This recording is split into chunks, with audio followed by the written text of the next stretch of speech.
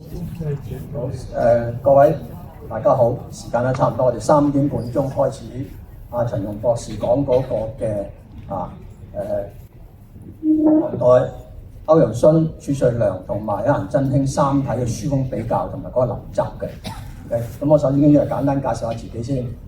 我係香港詩書聯學會嘅主席文雙瑜咁咧，陳容博士咧亦都係我哋香港詩書聯學會嗰個副主席嚟嘅。咁當然咧，佢都係香港分會個副主席同埋個秘書長。咁咧就今日講3個嘅書家咧，咁譬如話歐陽詢就係嗰個我哋一般叫歐體。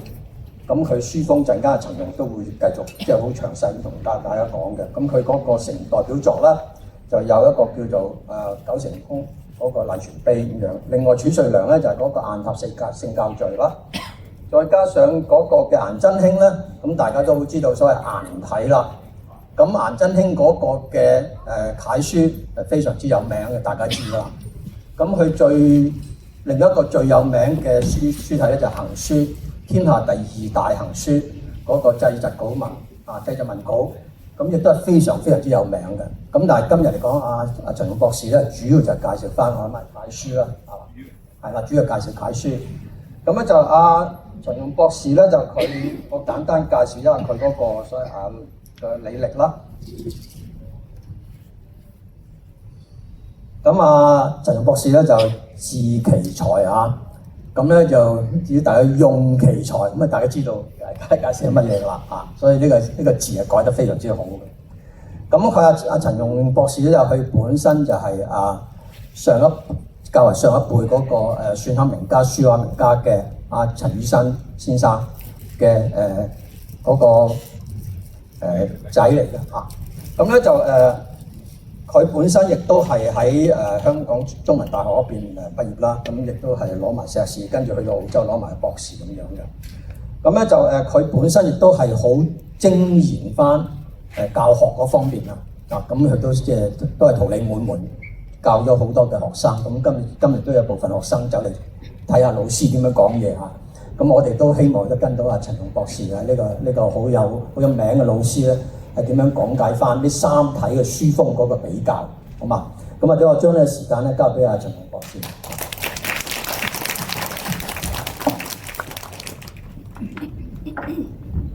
咁好多謝香港詩書聯學會嘅主席陳其鋒或者文雙瑜嘅老兄嘅介紹啦。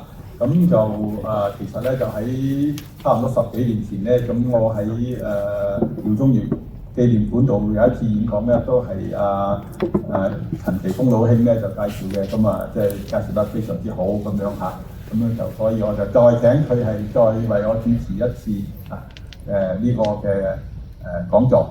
咁就而家幾多號風球3號風球喎，咁我就諗起一個詩句啦。一個詩句咧就係莫放春秋皆日過，即係春秋即係無論係1年4季啦，即係好嘅日子、晴朗嘅日子咁天氣好嘅日子咧就唔好放過佢，我哋咧一定要好好享受莫放春秋皆日過，就最難風雨就故人來。咁即係好多嘅朋友見到佢口面善或者亦都好熟悉咧，咁即係非常之難得喺3號風球嘅時候都嚟聽我呢個講座。咁點解我揀呢個題目咧？咁樣咁其實呢個題目咧就我相信會有比較多嘅朋友咧會有興趣嘅。點解？因為咧無論寫咩書法都好啦，差唔多都有寫楷書嘅個過程。咁楷書嘅過程咧，我所知道嘅咧，多數嚟到講就寫一家嘅，一係顏真卿咧入手啦，一係褚遂良啦，一係歐陽詢啦，咁都有啲係柳公權嗰啲咧，咁少啲咁樣，但係寫一家嘅書法臨摹好幾個碑，咁都係同一家咧，就反而對其他嘅幾家咧就唔係咁清楚嘅。咁所以咧，我係借呢個機會，咁樣咧就係將3家嘅書法嘅個書風咁樣咧，或者佢哋嘅得意嘅作品、傳世嘅作品，將佢哋攞出嚟咁樣介紹俾大家，咁樣即係等大家可以話開下眼界啦。咁我自己嚟到講咧就係我都有欠缺嘅，因為我自己嚟到講咧寫顏真卿咧楷書咧係好欠缺。咁我咧就係、我自己咧就係、我細個啦就寫歐陽詢先嘅。咁王府誕碑啦，或者叫王府君碑啦，咁樣咧就寫一輪，咁然後咧就係、一段時間咧就寫呢個褚遂良嘅雁塔聖教序。咁點解你唔寫危歡讚，唔寫呢個陰符經咧？咁一陣間咧，你又可以比較一下，我將陰符經同埋危歡讚，即係嗰個兩個嘅書體，即係兩者嘅書體嚟比較咧，你會知道咧，就係好似冇乜嘢，即係危歡讚同埋陰符經咧，就唔係褚遂良嗰種味道啊！嗱，我唔係話佢假喎，即係當然嚟到講，而家有好多人都會知，即係話啦嚇，你上網都會話啦，危歡讚嗰啲唔係褚遂良寫嘅，或者陰符經唔係，咁我唔知道啦嚇，咁但係我就覺得佢哋冇咩味道嘅。咁好啦，咁啊好啦，顏真卿我雖然冇寫過楷書啫喎，但係咧我都好留意佢，即係頭先咧奇峰老兄咧都講過啦，佢有一個嘅作品咧就係呢個祭侄文稿嚇，祭侄文稿顏真卿嘅。咁我唔知道即係你哋寫顏真卿嘅個楷書嘅時候有冇寫過佢嗰個祭侄文稿啦？因為咧我都開過一個講座，為中文大學嘅讀書會咧，咁樣亦都講過係一個講座咧，講介紹呢個祭侄文稿嘅。咁呢個係顏真卿。咁我哋一陣間先睇一睇。咁其實咧就係我哋而家咧就係比較佢嘅楷書嘅嗰個有名嘅碑帖啦。咁但係我亦都會係約略講一講三家佢哋嘅草書佢哋嘅行書係點樣樣。咁咧即係介紹俾大家睇。其實咧就係話，如果你係肯上網嘅話咧，其實好多嘅資料咧都網上都可以攞得到嘅，因為唔一定要喺我呢度係即係睇得到。不過我就攞出嚟大家即係兩者三者之間咧做一個比較咧，就會俾大家係容易啲睇得到嚇。咁我咧就係會介紹呢個楷書先嘅，因為佢哋嘅三家嘅楷書嘅傳世嘅作品咧都非常之係有名嘅，咁所以咧就係不能不介紹。咁我哋介紹咧就點解介紹楷書先咧？咁樣因為楷書咧就係日常最多用嘅字體啦。咁我哋書畫題款咧個款字嚇，咁如果你楷書即係書法唔做功夫，特別喺楷書方面唔做功夫咧，你好多時咧就有麻煩啦。即係你畫畫嗰啲咧，咁你唔喺書法上都做一個嘅功夫，咁做咩功夫先咧？有啲人咧就先啦學行書先嘅，或者先學草書先咧，咁樣好似係有少少跳級，因為咧楷書咧就係行書同埋草書係基本嚟嘅。咁樣我哋都知道啦，即係孫過庭都有講過啦，即係如果你寫草書就冇楷書嘅嗰個根底咧，咁啊草不兼真啊，真書即係楷書啦，草不兼真，怠於專謹，怠即係差咗喺邊度啊？即係唔夠嚴謹啊！咁我哋可以由孫過庭嘅嗰個講法咧，當書譜裏頭嘅言論咧，都知道咧就係話楷書係嚴謹好多㗎嚇。咁我哋咧就係即係喺嗰個架構上高咧，我哋諗過呢個楷書咧就係會係喺書法上高咧就會嚴謹好多。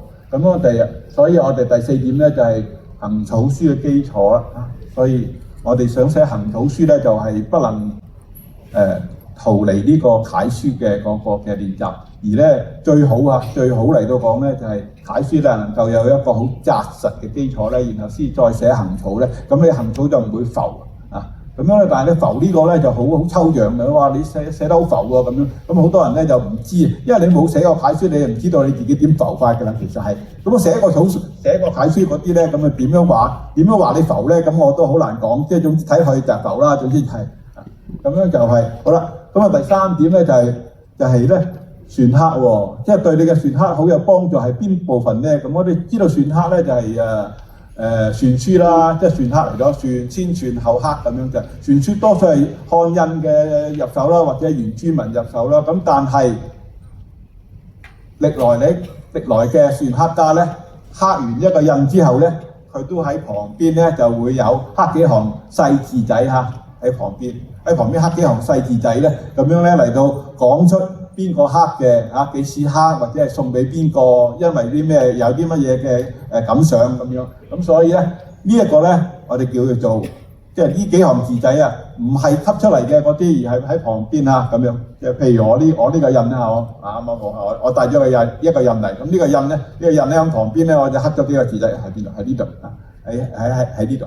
咁當然咧，呢個特別嘅印啦，因為三面印嚇，因為呢個姓名印啦，呢度兩邊係有呢個閒章啦，咁就即係出去即係揮毫啊，咁就容易啲係即係方便啲咁解啦。咁不過我哋可以睇得到咧，就係如果你楷書方面唔做功夫咧，咁你個邊款咧係一定可以話係一定刻得唔好嘅。即係你楷書你用毛筆字你都未寫得好，咁你點可以刻得好咧咁樣？咁所以如果你係想做一個有名氣嘅書法家咧，咁樣我諗咧就楷書你都係要練㗎啦。即係楷書咧就所以作為好多種嘅即係幾樣嘢嘅嗰個基礎咧，咁所以走唔甩。咁所以我咧就介紹楷書先嘅。咁樣就係或者我要快少少，因為咧我想剩翻個時間。即係如果有時間多咧，咁我就會寫少少用。即係我嘅練習嚟到講就係褚遂良咧就冇乜顏真卿，但係我有睇顏真卿嘅嗰個嘅草書咁樣嘅行書啦嚇，咁樣所以咧對於顏真卿嘅行書咧我係比較了解嘅，咁啊所以咧就夠膽喺出邊咧喺出嚟咧就同大家講一講呢個三家嘅個比較。咁我自己嚟到講亦都有好多顏真卿嘅嗰個貼。咁樣咧，即係話我唔寫咧，我都有貼。咁但係咧，就我哋可以睇得到呢度好多寫得非常之好嘅字體咧，咁都係我哋司路先生、施子清先生咧，就佢係因為佢一早係練習顏體嘅，咁我哋可以睇得到咧，就係寫顏體咧，亦都可以寫得到好多唔同嘅面貌出嚟。咁所以咧，即係話等於一個人咧，譬如菜式有啲係辣，有啲唔辣。即係我自己唔食辣嘅咧，我唔能夠話辣嘅嗰啲唔好嘅。即係所以我唔能夠話邊一家唔好，因為呢三位書法家咧都係非常之有名，係亦都好多人臨摹，亦都係好多出色、好多臨摹由呢幾家入手嘅嗰啲書法家咧，有非常之出色嘅作品流傳於世嘅。咁所以係唔係一個批評，而係咧只不過係你自己對於幾個家呢三家嘅認識。係或者你中意邊家嘅，中意邊多啲咧？咁樣咧，我哋咧就係可以係由邊家入手嘅啫，就冇話好或者唔好嘅一個嘅比較。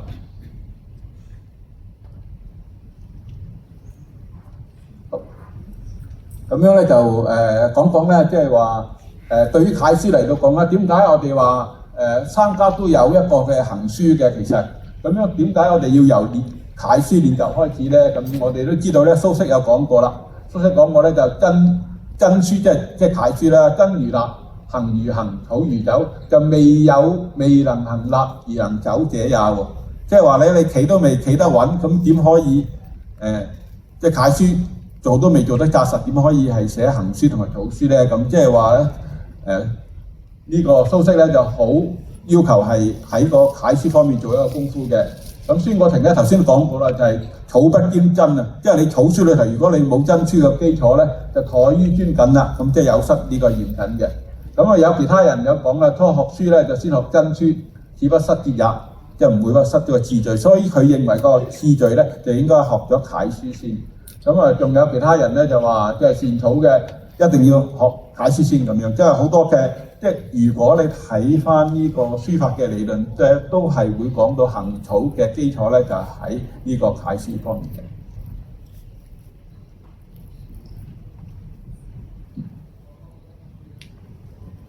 咁我呢個講座咧，基本上嗰咧就係介紹三位人物。咁三位人物咧都係唐朝出現過。咁但係咧就以佢哋嘅先後嚟到排比咧，就係歐陽詢先啦。咁歐陽詢咧就係其實喺陳嘅即係南北朝啊，陳朝嘅宋齊梁陳嘅陳朝咧就已經係出世㗎啦。咁即係話咧佢係橫跨幾代嚇，咁樣咧陳啦，然後咧就係到隋啦，然後唐啦，咁所以佢三朝。咁但係佢咧就喺隋朝嘅時候咧就已經係做一個相當高嘅官。咁然後到褚遂良咧、顏真卿咧咁所以咧就係歐陽詢我呢度寫咧，佢557年到641年，褚遂良597到，即係話咧就歐陽詢咧同埋褚遂良咧就係同一個時期出現㗎，曾經係咁樣咧。但係顏真卿咧有冇見過佢哋前面嗰兩個人咧？個709喎嚇，709冇見過佢哋，所以咧顏真卿係屬於中唐嘅時期。咁顏真卿咧就709咁樣安史之亂係幾時咧？安史之亂咧就公元755年755年嘅啊，咁所以咧就係喺40幾歲嘅時候，顏真卿40幾歲嘅時候就有安史之亂。咁安史之亂我哋會當係即係中唐嘅時期啦。啊，晚唐咧就藩鎮之亂啦嚇。咁所以咧佢係唐中宗到唐德宗嘅嗰個時期。咁所以咧我哋可以知道佢先後。我哋咧就認為初唐，即係一般嚟到講初唐，即係歐陽詢同埋褚遂良咧就初唐嘅。咁當然咧就係仲有初唐仲有一位好有名嘅書法家啦，就係虞世南啦嚇。咁但係虞世南咧就即係佢流傳嘅墨跡就唔多啊，咁亦都好少聽到人哋講咧，就一開始學咧就係學呢個虞世南嘅字咁樣。咁雖然虞世南嘅字咧就係好溫順雅靜嘅，但係咧就係少啲人學，咁所以亦都係流傳嘅名碑帖亦都少，咁所以咧就唔講佢啦，因為時間有限，咁所以咧就講咗係歐陽詢、褚遂良同埋顏真卿呢3個大家嘅嗰個作品。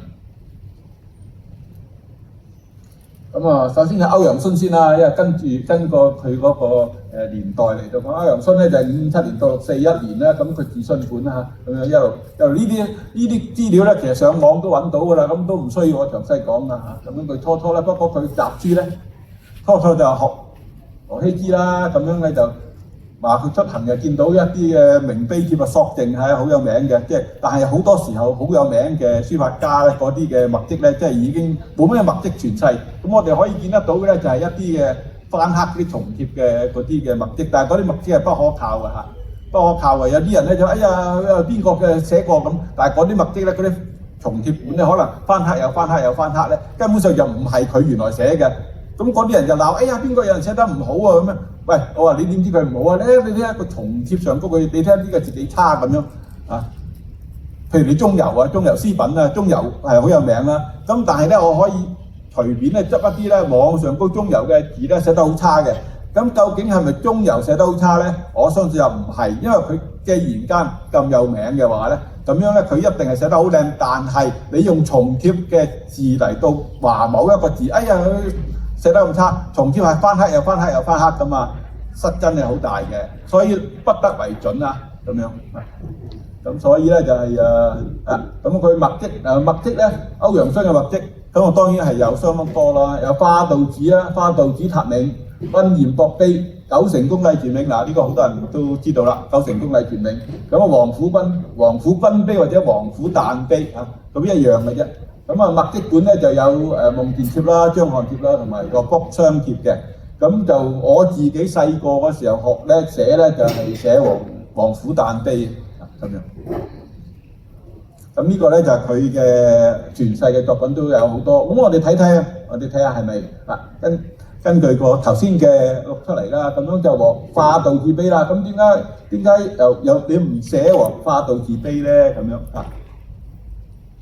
咁啊，化道字碑咧原來咧就咁啊，即係比較都唔係咁多人寫咧，就係因為佢其實咧就係即係破爛都好多啦，因為咧年代久遠啊咁樣咧，當然有啲碑咧就會 keep 得好啲嘅，有啲碑咧就 keep 得唔係幾好啊，即係風吹雨打咁樣。如果個碑咧係喺嗰個3號風球、4號風球唔知幾多號啦，總之打到佢咧，即係 weathering 啊，英文就係即係風吹雨打咧，日曬雨淋咧，咁樣佢好多時候好殘，即係唔容易淋得到佢真正嗰個面目。咁當然咧就有佢歐陽詢嘅嗰種嘅個體裁咧，個體風書風咧就係比較溜長啲㗎。咁我哋可以睇得到啦啊。咁開始都係成熟嘅，其實係因為我哋睇得到呢個字咧，每個架構咧都係好嚴謹嘅。咁但係咧就我哋睇得到咧，佢嘅書風咧就係譬如呢啲字咁講，即係溜長啲喎嚇。比係一般咧，嗱，譬如個白字咁講啦，個白字如果俾我寫咧，我就會寫得闊啲啦，但佢咧就溜長啲、收窄啲。咁呢個係冇話好壞嘅，即係佢自己嗰個風格係咁樣樣喎嚇。咁化道字碑頭先你見得到啦，即係都好殘破係嘛？咁但係咧就有一個化道字碑嘅拓本咧，就係呢個敦煌嘅拓本啦。敦煌拓本咧，佢咧就係好清楚嘅喎，你睇下，哇，清楚好多喎呢個塔本。咁樣咧即係唐代塔嘅敦煌本，但係可能咧就因為佢唐朝嘅人啦，唐朝塔頭先嗰啲見到嗰啲可能係宋塔本啊，或者其他嘅塔本，即係後期啲嘅塔本啦。咁唐塔本梗係清楚啲啦，因為唐朝嘛。喺邊度揾得到咧？敦煌石窟裏頭啦，咁樣咧揾到呢個敦煌本，但係好可惜嘅咧就係全世咧就係得12頁啫，即係12頁嘅話個字數好有限。我哋作為一個好嘅碑本嘅臨習咧，其實都有幾個條件。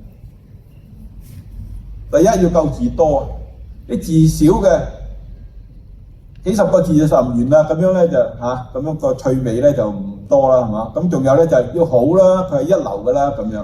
同埋咧，我哋發覺係一流嘅碑咧，就同一個字再出現嘅時候咧，佢有唔同嘅寫法嘅。咁呢啲都係一流嘅碑嘅所要求嘅嚇。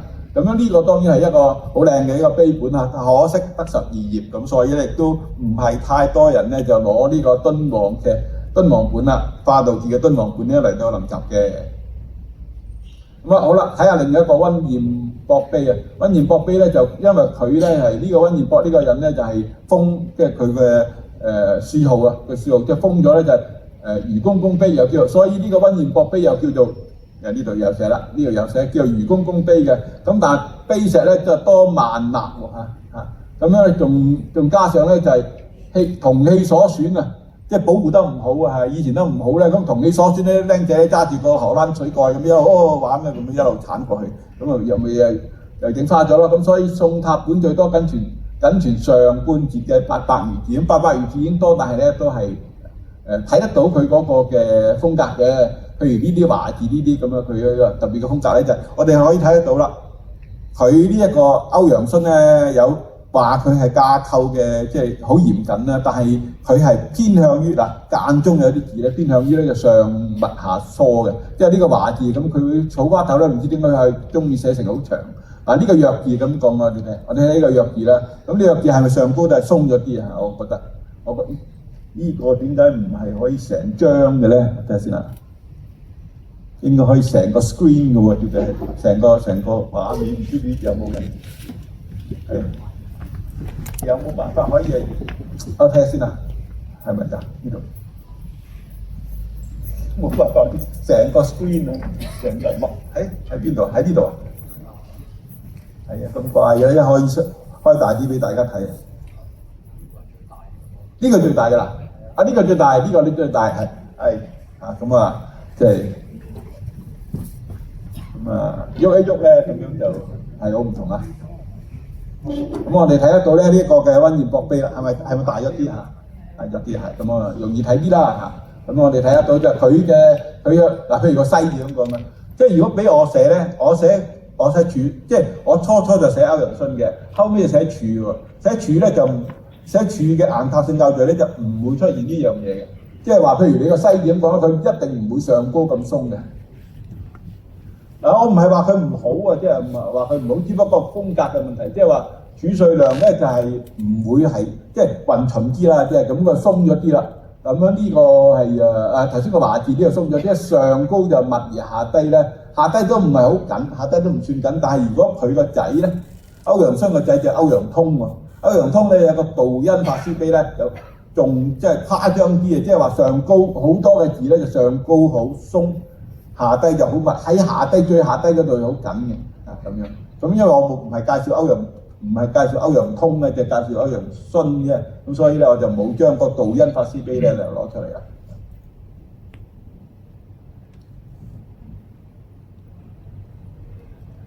咁好啦，呢一個咧就比較上多人臨啲嘅啦。咁樣就係九成工藝全名，咁樣即係你可以上網睇得到佢即係嗰個源流啦，個出處啦，即係話唐太宗嘅天旱嘅時候，咁樣就發覺到有一個泉水係非常之好咁樣噶嘛，咁啊於是乎咧就叫人咧就作一個名，咁樣就叫一個書法家啦，咁樣就係歐陽詢咧就寫咗出嚟。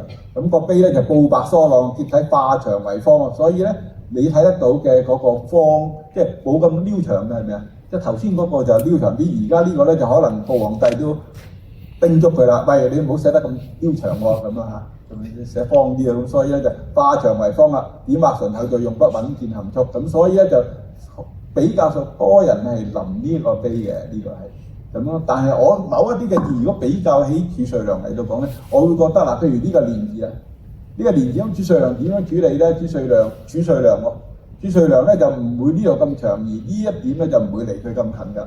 因為呢一點咧就會離開得遠啲，咁個字咧睇上嚟咧就係舒暢一啲咁解嘅啫。譬如個林字咧，咁佢呢度係咪好細啊？呢度係咁樣咧就係、呢度咧就好大啊。咁如果俾我寫咧，我都唔會寫成咁啊嚇。咁啊，或者如果有時間咯，唔知你有冇時間，我咧有一筆墨㗎啦，咁啊即係隨便係可以寫俾大家睇啊。咁當然呢度有在座好多好有名嘅書法家寫得好好嘅，咁樣就可以介紹佢哋嚇，咁啊等佢哋出嚟寫都得嘅。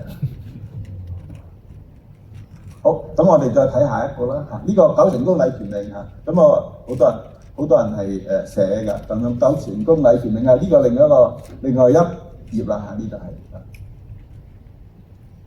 咁我覺得呢一個禮傳令都寫得比較上嚟到講咧係嗰個舒暢好多嘅寫得。好啦，咁啊，王府我寫咧就王府呢個碑寫得多啲嘅，王府誕碑，咁佢個官高啊，咁亦都係稱王府君碑啦。呢、個歐陽詢早年作品喎，但係具備咗歐體險峻峭拔內外嚴謹嘅基本特色，咁所以咧就係、對於嗰個掌握個文嗰個字體嘅架構咧，即係所謂孫過庭講嘅，即係初學分佈，即係初學個架構。就但求平正咧，咁呢個歐陽詢嘅碑咧係都非常之好嘅嚇。咁我哋睇得到呢一個碑咧，係咪有好多嘅印喺度嚟？咁呢個印咧其實都代表咗一啲嘢嘅。呢個當然係一個收藏嘅印啦嚇。咁樣就如果有啲人攞住嗰個版本咧，或者我哋比較一下啦。嗱，我哋睇下比較下嗱兩個嘅版本。呢個版本咧就係、光祿大夫，呢、個係光祿大夫啦，義明公王府君碑之碑，因為銀青光祿啊，銀綬啦，青印咧，即係個印咧就係用銀做嘅啦，即係佢個官職嘅。咁啊，佢嗰個孭個印嘅帶咧就銀嘅，就青色嘅。咁銀青咧又有可能你寫其他碑嘅碑帖啊，可能有咩金紫光祿大夫啊，金紫就你估高級啲定低級啲？呢個銀印啊，嗰個金印啊，金紫就力高級啲啊，銀光祿大夫就行咁呢個一樣嘅喎，啊光祿大夫。好啦，我哋睇下呢一個塔本，呢個塔本比較呢兩個塔本咧，會唔會係同一個塔本嚟嘅咧？即係到而家同一個塔本咧，就唔係嘅，因為咧我哋睇得到呢度多好多收藏印係咪啊？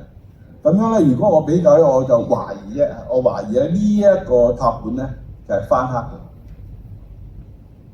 即係呢個唔係，咁我睇下啲字咧，就呢一個嘅版本咧，就嗰個字啊，硬啲，即係輔助痕跡係強啲嘅，咁就咁我哋比較，咁嗱呢個就當然可以細細去睇嗰個每一個字嘅嗰個嘅輔助痕跡硬啲啊，呢個係，咁呢個咧就即係柔和啲嘅。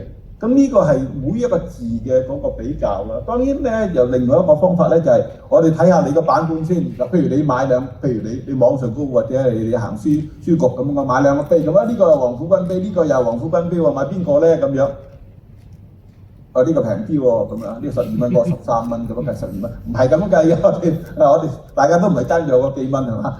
我哋睇啦，如果呢個收藏印多嘅話咧，咁啊係真本即係原塔嘅嗰個版本咧，就個機會係大啲嘅。因為嗰個版本係好嘅版本咧，有好多人收藏咧，即係珍之重之嘅時候咧，會吸一啲收藏印喺度嘅。你嗰個翻黑本都冇乜人要啊，咁即係冇咩收藏印啊嘛，即係咁。好，咁樣就大家明白嘛？知我講乜係嘛？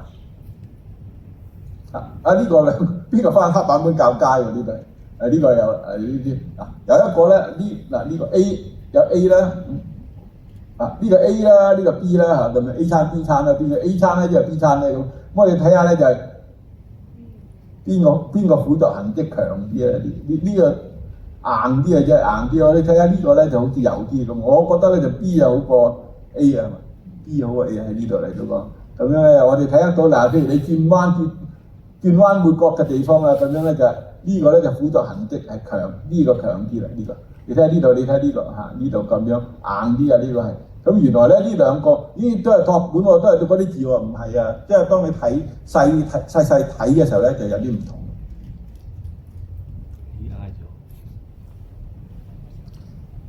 好啦，咁啊介紹完咧歐陽詢嘅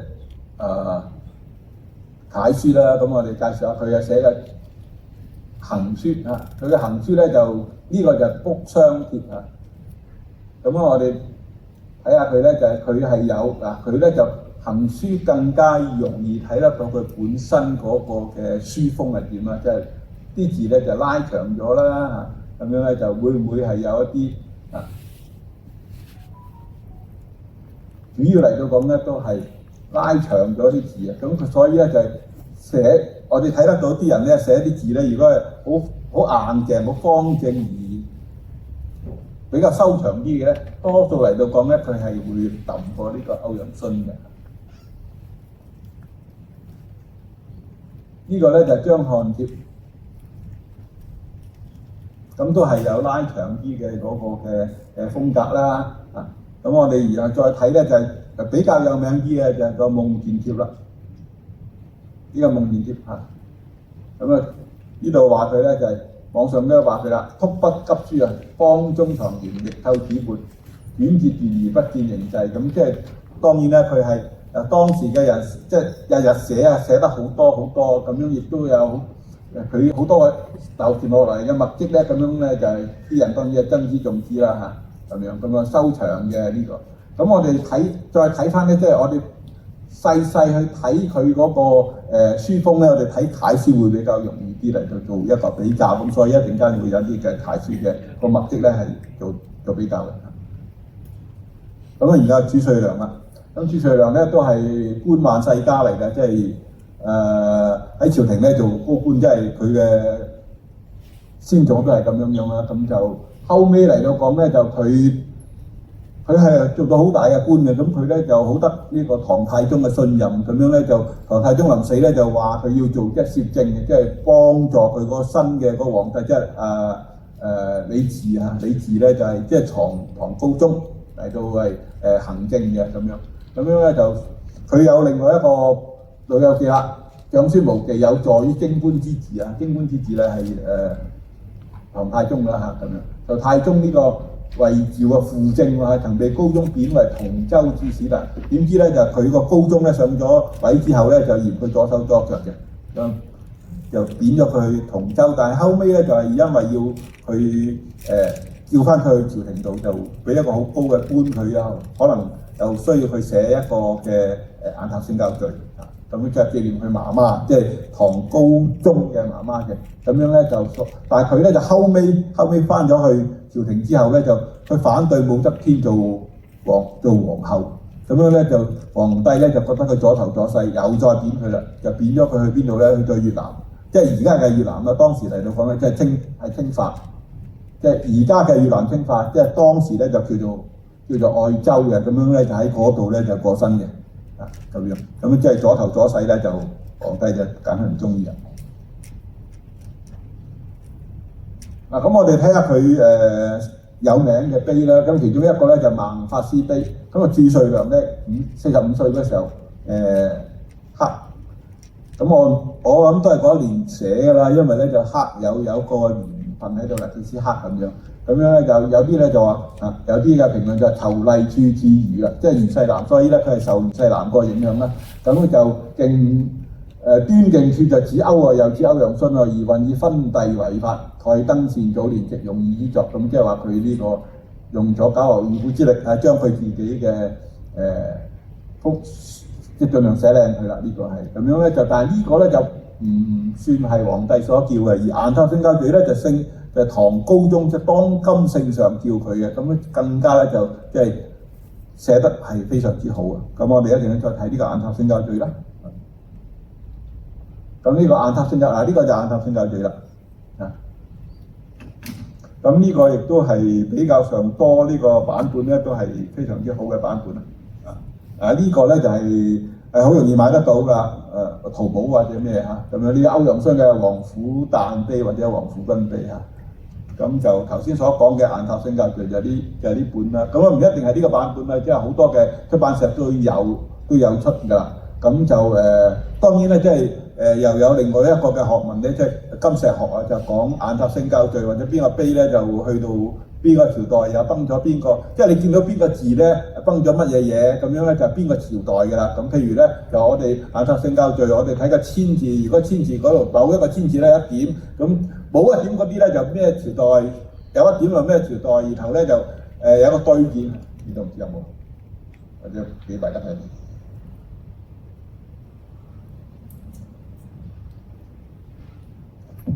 佢有某一個字咧就點樣樣，即係睇某一個字咧作為一個嘅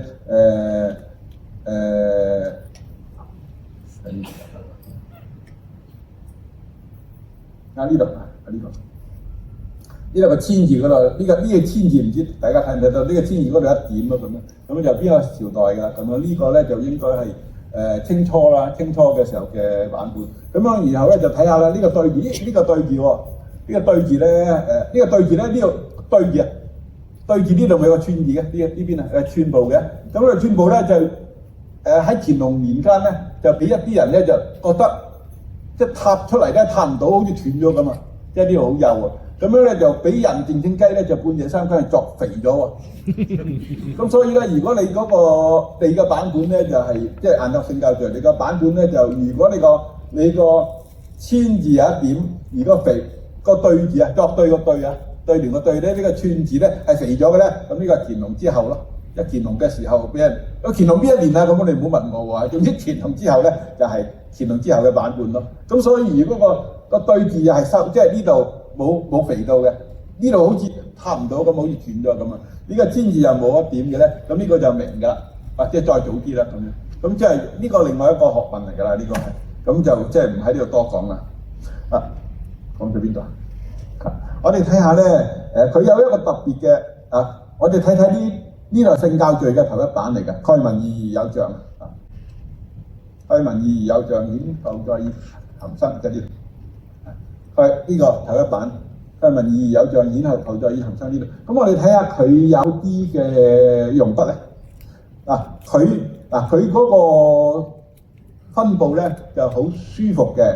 咁但係咧，佢咧就比較上咧係有一波三折咧，就多咗一啲嘅造作啲嘅，好似有啲人會用佢造作咗。譬如我哋睇下我哋睇下佢嗰個顯字咧，顯字啲咁樣落咗嚟，一筆佢屈一屈然後翻落嚟呢度。我哋睇下個再字啊，我哋睇下再字啦。咁你一筆落去呢一度呢個波字，一筆落去咪好咯？佢唔係喎，佢原來有提案。即係一筆裏頭有提案，咁對於初學嘅同學嚟到講咧，就有相當困難。話咁你有一筆寫落去，一筆寫落去又嗱，你聽啦，按咗落去咯，又提個提咪幼咗咯，又再按落去又再提喎。咁然後喺呢度嚟咧，又屈一屈撳翻去，然後先至去就勾翻上嚟。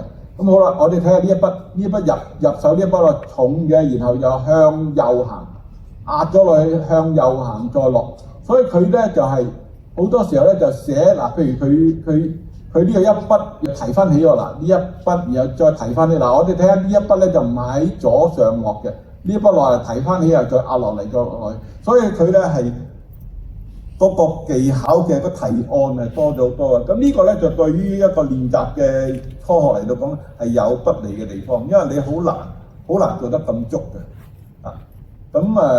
所以咧就即係我自己嚟到講係練呢個註述量啦。咁我去教呢一個書法嘅時候咧，咁我都會傾向於咧，你如果想寫註述量咧，就唔好寫呢個碑住先。咁寫邊個碑啊？我係會係介紹咧就王居士尊塔銘。王居士尊塔銘咧一個墓誌銘嚟嘅，墓誌銘你知道呢個係碑嚟嘅，呢個雁塔聖教序係一個碑。呢個碑咧其實咧你都喺邊度嚟咧咁啊？雁塔聖教序咁雁塔話到明雁塔啦，咁梗係喺個雁塔度啦。咁雁塔唔係喎，雁塔喺西安嘅雁塔咧，你知唔知有兩個㗎？一個嘅大雁塔，一個小雁塔喎。咁佢喺邊度嚟咧？呢個大雁塔啊，小雁塔就冇墨跡嘅。大雁塔啊，咁一個慈恩寺公園裏頭嘅大雁塔，咁有個聖教序。我唔知有冇個圖片咧？有個圖片俾大家睇睇。呢個點樣揾佢咧？咁樣咁如果你去西安咧，咁你咧就去西安城嘅東南邊東南邊咧，咁樣咧就有個西安嘅大雁塔公園啦。大雁塔公園咁啊，你俾咗錢就70幾蚊好似，就入去啦。公園就入場費啦嚇，咁啊入咗去之後咧，咁樣咧，但係咧就有一個台嘅，中間有一個地方有一個台，咁你又要再俾錢嘅。即係我當時而家唔知道啊，而家係因為好若干年前咧，咁樣咧就再上去咧就呢個就大雁塔啦。即係呢個大雁塔即係呢個啦。唐朝嘅塔咧就好得意嘅，唐朝嘅塔咧，我哋而家嘅塔咧就圓形嘅係嘛，圓形即係一個塔咁樣。唐朝嘅塔咧就四方形。咁樣即係，所以咧佢呢個係一個平面嚟嘅，呢個平面即係四方嘅。咁呢個大雁塔，咁樣佢門口咧就有3個入口，好似入口咁嘅嘢。咁呢度咧就一個好，呢個真係入口嚟㗎，呢個係可以上去，上去。咁呢兩個咧就類似入口，就唔係入口嚟嘅，唔通嘅。原來咧就冚咗呢個兩個碑啦。喺呢度咧就一個大雁塔，呢個聖教序碑，呢邊咧就聖教序記喎。咁呢一個聖教序同埋聖教序記係兩個唔同嘅版本，咁樣咧就都係褚遂良同一個時期寫嘅，不過咧就兩篇唔同嘅文章。呢一篇文章咧就係大雁塔，就係呢個聖教序就喺呢度嚟啦。話明個序喎，聖教序話明個序咧，梗係一本書或者一個集嘅前頭寫嘅嘢啦。咁係邊個係點解會要寫呢個序文咧？咁樣就係因為唐三藏啊，唐玄奘咧就去印度取經咧，就翻咗嚟咧就譯咗好多個經之後咧，咁樣咧就要做成一個版本咧，就印出嚟啦。印出嚟咧，揾最威水嘅人做寫一個序咧，咁啊揾邊個咧？咁梗係當今聖上啊，當今聖上。而家就當然係習主席啦。就以前嚟都講咧，當然咧就係揾呢個係皇帝啦。咁等皇帝。呢個皇帝唐太宗仲在生嘅時候，唐太宗咧，所以呢度咧就唐太宗作嘅嗰個嘅序。咁我哋呢度係呢度，咁所以咧就係呢度雁塔聖教序咧，呢個次序個序喎，次序個序啊，咁樣咧就係因為要做呢所有嘅佛經嘅嗰個嘅版本嘅前頭嗰篇文章，咁但係咧就褚遂良咧寫呢個聖教序嘅時候咧，咁唐太宗仲喺唔喺度咧？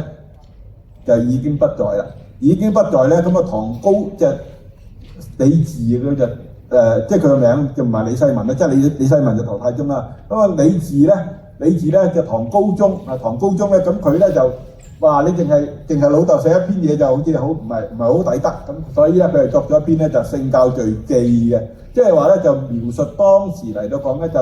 佢老豆要作呢個聖教序嘅時候咧，佢自己就做太子啊！佢做太子嘅時候咧，就將嗰個過程咧，就點樣嘅過程咧，就寫落嚟啊！咁所以咧就係、其實，如果我哋買一本嘅雁塔聖教序咧，裏頭咧就有兩篇文章啊，一篇文章咧就係唐太宗作嘅聖教序，即係為咗唐玄奘嘅嗰個佛經啊做嘅一個序，咁啊當然係讚美呢個唐玄奘啦嚇。咁但係然後咧就有包含咗後邊有一篇文章，係兩篇唔同嘅文章嚟嘅一個聖教序記啊。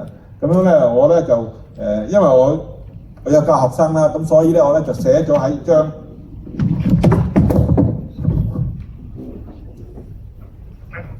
咁樣咧我咧就將呢個。我都係，因為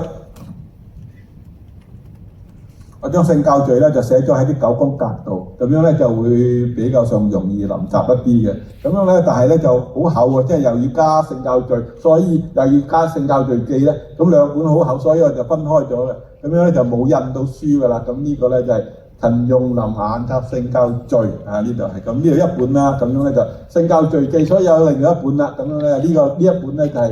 林聖即係陳用林，即係我林啦嚇，咁樣就雁塔聖教序記嘅，所以分開咗兩本嘅。咁樣點解呢個書籤咧就喺右邊喎？唔知你有冇留意啊？即係一般嘅書係個籤咧就喺左邊噶嘛。咁點解呢個本書會喺右邊咁得意咧？咁原來咧就係你臨嘅時候咧就係你個版本咧就喺你嘅左手邊啊嘛。咁揭啦，咁所以咧就一開始一路咁樣揭落去，咁所以咧就個簽咧就喺右邊嘅，咁有少少唔同。咁呢個咧就係聖教序仲有一樣嘢想提一提嘅。咁如果你有機會咧，就去西安去睇個去到個大雁塔度，即係你冇跟團喎，跟團咧就成班團友咧就唔會，即係一定反對你專登你就去睇雁塔聖教序㗎啦。呢個雁塔聖教，即係呢個大雁塔公園嘅。咁你要自己喎離團你自己或者你自由行啦。不過而家好簡單啦，而家係高鐵咁搭去西安咁樣咁樣就自己去嗰個大雁塔度咁我都係自己去所以影到啲相翻嚟。咁我哋你要留意一樣嘢，好得意嘅，即係呢個頭先講過啦，即係呢兩個門口咧，即係你入咗去咁登上個台咯，又再原來佢當時又再收錢啦。不過我而家去當然唔使啦，因為唔使錢嚟而家，唔知咧，即係70歲以上咁樣就 OK。咁你睇到呢兩個咧你唔可以踏到噶啦，你見得到嘅咧，你見到呢個咧，其實你所見到嘅，我相信都會係一樣噶啦。就係你係見到嚿石，但係咧嗰個石面頭咧，呢啲字咁清楚嘅咁樣你見得到嗰個咧就唔係嗰嚿石個面嚟嘅，你會見得到咧就個塔本，即係嗰嚿石嘅塔本一定會清楚過你睇到嗰個石啦，係咪？個塔本就連咗落嗰個石度，連咗落去嘅。咁但係咧嗰個字係點樣樣？原來嗰啲字嘅分佈係點樣樣？即係複式係點樣樣？你都會見得到啦。咁樣咧，你會見得到你可以留意一樣嘢嘅，就係咧上高就窄啲，下低闊啲喎。即係佢啲字咧，嗰啲行唔係直嘅，係咁樣嘅，即係你知唔知點解？咁你下低睇上去嘅時候咧，你下低睇上去，你會覺得個邊高啲喎，因為你收窄咗咁樣。咁所以咧就唔係直嘅，唔係直。咁唔係喎，你塌咗呢個咪直㗎啦咁樣。呢個你剪裝啊嘛，你剪出嚟嘅時候，即係將嗰個圓塔嗰個剪咗，即係再重新再連過落去有一本書啊嘛，咁梗係直啦，唔通歪咩？真係嘛？即係咁樣。咁呢啲係後話啦，呢啲我都講咗啦，都唔係後話啦。OK，呢個咁有啲人話，咁同州聖教序咧，咁有個叫同州聖教序嗱，原來咧即係褚遂良咧就貶過落同州嘅，即係佢未翻去做呢個，未俾高宗再調翻去做呢個舍人嘅時候咧，中書舍人嘅時候咧就貶過同州嘅，咁所以同州咧又見到咧就係西安咧。長安咧係有一個嘅雁塔聖教序咧，佢自己有刻一個，咁所以咧就呢兩個比較啦。咁但係冇乜人臨呢個同州聖教序嘅，咁樣同州聖教序咧，因為咧就係啲字就係一樣嘅，就唔知點解咧即係輔助痕好強，咁樣咧就硬崩崩咁樣咧就冇乜人臨佢，即係啲人咧中意柔美啲嘅。呢個係雁塔聖教序咧，右邊嗰個咧就係雁塔聖教序，係左手邊嗰個叫同州聖教序。所以咧講聖教序有好多個㗎。呢個係雁塔聖教序啦，同州聖教序啦，咁仲有一個咧就係華人澤王聖教序嘅。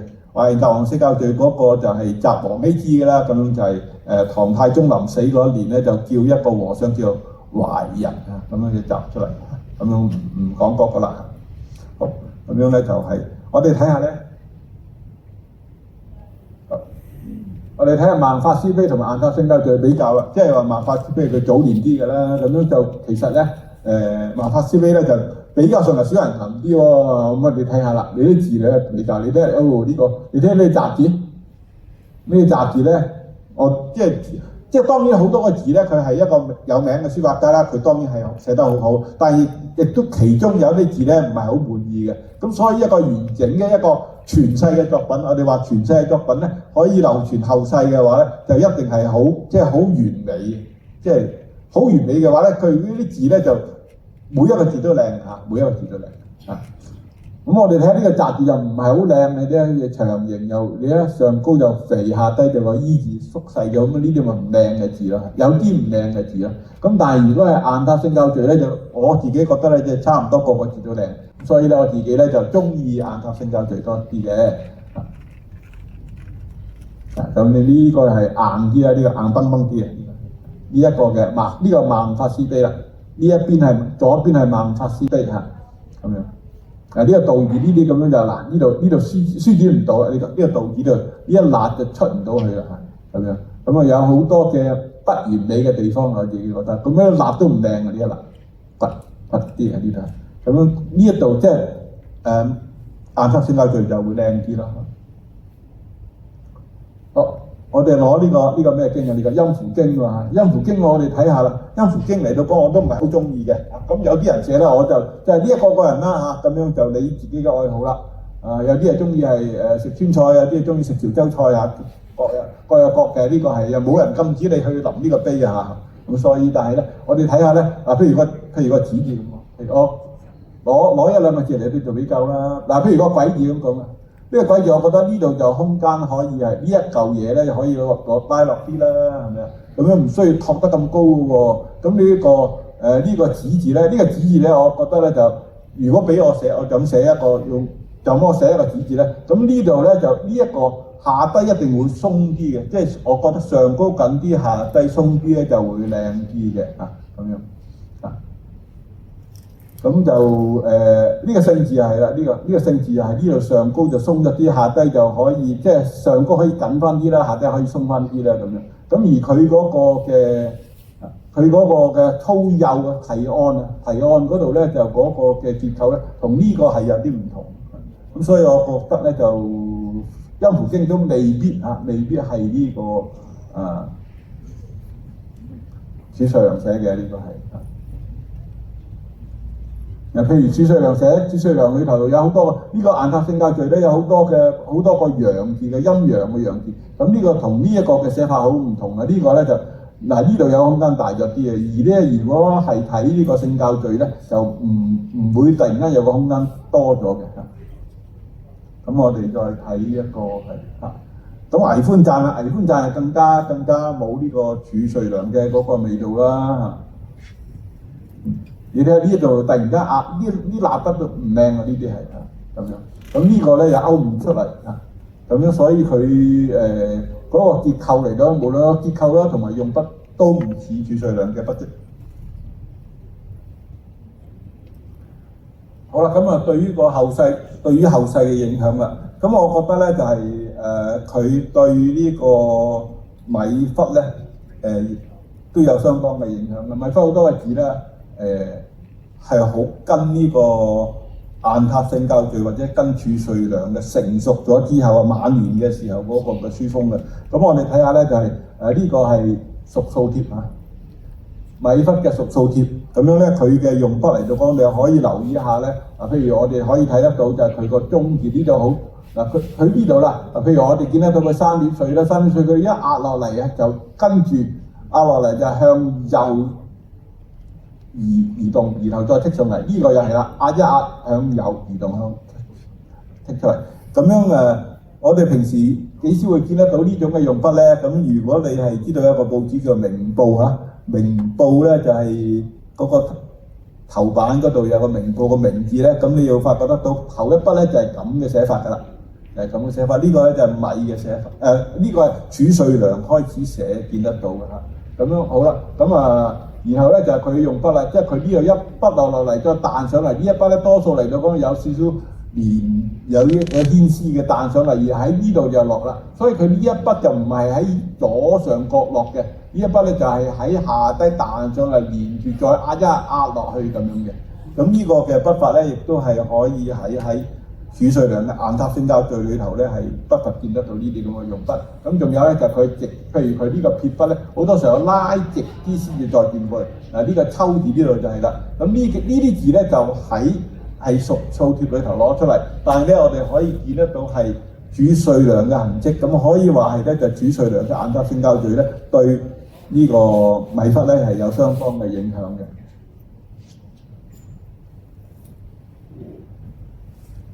咁好啦，清朝嘅黃文字咧，我哋都會見得到佢呢個佢嗰個即係劉墉咧就係硬嘅，寫硬嘅，寫硬體多啲。咁樣呢個黃文字咧，清朝呢個探墨探花字係咁樣咧，就佢嘅書風咧，亦都好近呢一個褚遂良嘅。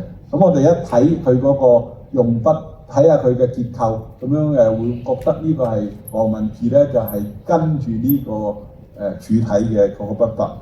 咁再近期啲，再近期啲咧，咁就有一位教授嘅，咁可能係老一輩嗰啲咧都會知道咧，即係曾克端啊，呢個係曾克端嚇，思思聽呢個知道曾克端。嗱呢個咧就我覺得佢嗱啲人咧就覺得佢好寫得好瘦嘅，咁樣咧就話佢哇你係咪寫瘦金體咧咁樣？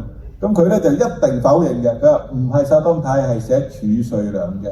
咁樣我哋見得到咧，就褚遂良嘅個痕跡真係有㗎，不過佢咧就寫得瘦咗一啲啦。咁樣咧就係即係佢自己就寫褚，咁即係可以話佢係受褚嘅影響。佢嘅結構嚟到講咧都係好即係好勻稱嚇。咁呢個曾克端啊，呢個咧就呢個有兩個讀音嘅，呢個係呢個字可以讀專可以讀端啊。譬如係喺一本書開始嘅時候寫就提端咁樣，就提端唔好讀提專啊，即係開始一頭一尾寫嘅就端啦。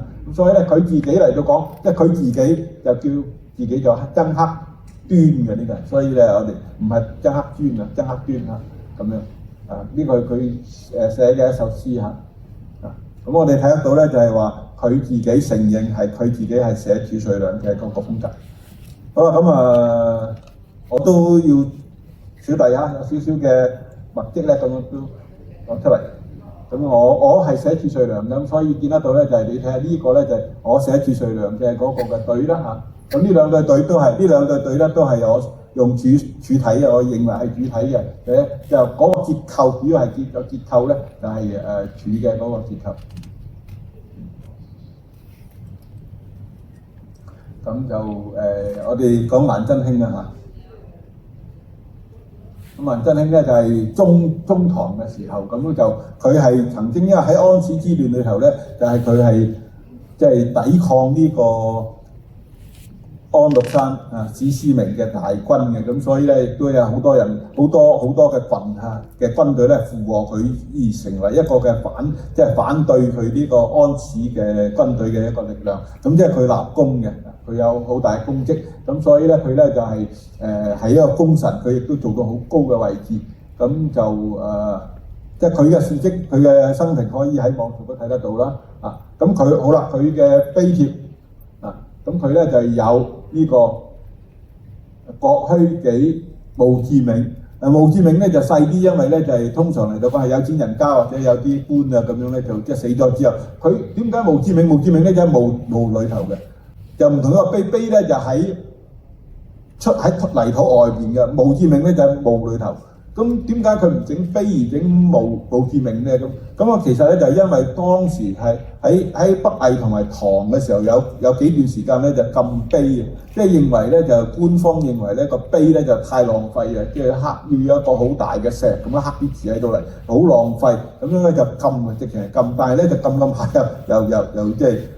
禁唔到咁樣又出現翻嘅啫，咁所以咧就佢41歲嗰時候咧就有嗰時候禁碑啦嚇，咁又有墓誌銘嚇，咁然後咧就有嗰個碑喎，官方嘅就可以係碑嘅，官方咧就多寶佛塔感應碑，咁呢個41歲44歲，咁我哋睇一睇墓誌銘咧，其實咧就係佢都係最早期咧，佢咧就係好傳統嘅一個嘅寫法嘅，咁郭虛己墓誌銘，咁多寶塔啦，多寶塔開始有啲變啦，麻姑仙壇咧就仲變得厲害啦，即係話佢係嗰個結構架構啊，我覺得佢，因為佢40幾歲嘅時候咧就係安史之亂啦，之後佢係功臣嚟嘅，好有做到一個朝廷嘅大官咧，咁佢已經可以係話佢可以唔理你，即係睇佢點樣睇佢啲字啊，佢已經佢係想表達佢個豪邁。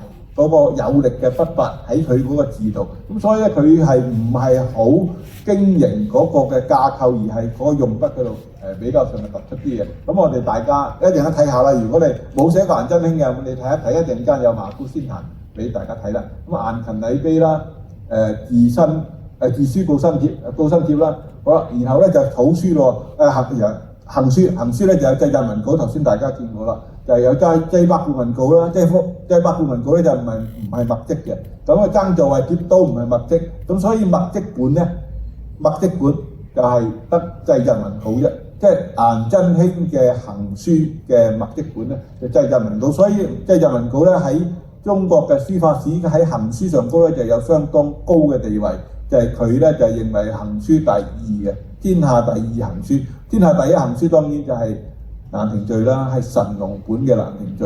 咁個蘭亭序咧，其實咧就唐太宗係叫過好多個大臣寫嘅，譬如佢叫過呢個褚遂良寫，咁所以而家流傳嘅褚遂良嘅所寫嘅嘅蘭亭序，褚遂良所寫嘅蘭亭序而家有兩本嘅，一本咧就叫做黃卷本嘅，另一本咧就係即係八處之一嘅喺內宮裏頭嘅一個用紙寫嘅一個嘅蘭亭序，所以有兩個蘭亭序。咁你點知道原來咧嗰啲人寫咧，即係以前啲人寫蘭亭序啦，譬如褚遂良嗰兩個，譬如褚遂良嘅褚遂良所寫嘅黃卷本蘭亭序咧，佢冇簽名嘅喎。咁你點知道係蘭亭？你點知道係褚遂良寫嘅咧？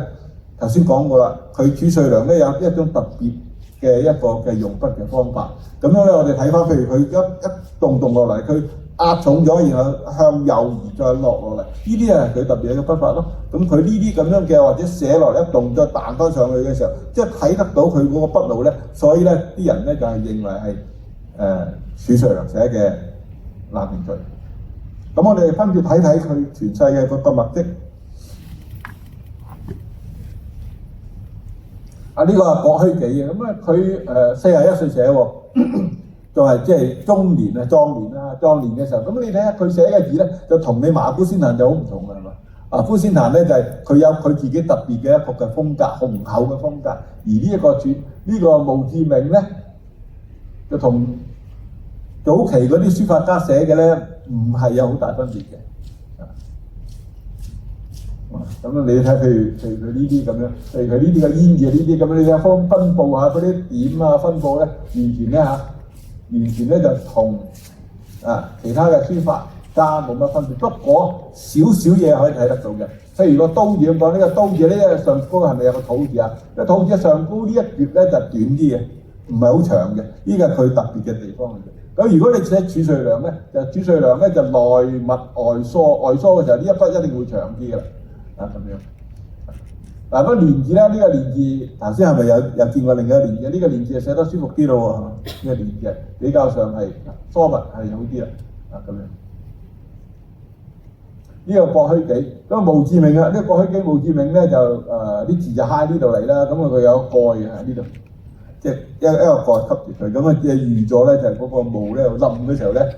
咁嗰啲嘅嗰個人嘅豐功偉績咧，就唔會話因為個墓，因為墓一定冧㗎嚇，一定冧，一冧耐嘅時候咧，就都唔會撞散下低個墓誌銘嚇，嗰啲豐功偉績啊，咁仍然係可以係即係睇得好清楚嚇。呢個墓誌銘就係咁啊，呢度有蓋嘅，呢個字咧就刻喺呢度嚟，墓誌銘。好，咁呢個咧就呢個係多寶佛塔感應碑文，呢個多寶塔。多寶塔係咪？呢個咧就有好多收藏印喎，咁所以呢個咧就係真嘅機會就高好多嚇。咁我哋見得到咧都係佢都係有啲嘅特徵啊，譬如佢呢度咧呢一度上高嗰個呢個十字呢度咧就好短嘅呢度。咁佢上高咧就短啲啊，呢個字你睇得到啦，呢個字呢個短啲嘅。咁我哋一陣間比較下咧就係褚遂良就唔係咁樣，咁即係各有各嗰個特性啦，呢度係。呢個問啦，左右呢個問你啦，左右係同一碑石嘅拓本啦，係咪左右咧？係咪同一碑石？你睇唔睇到有啲地方好似唔係好一樣嘅呢度？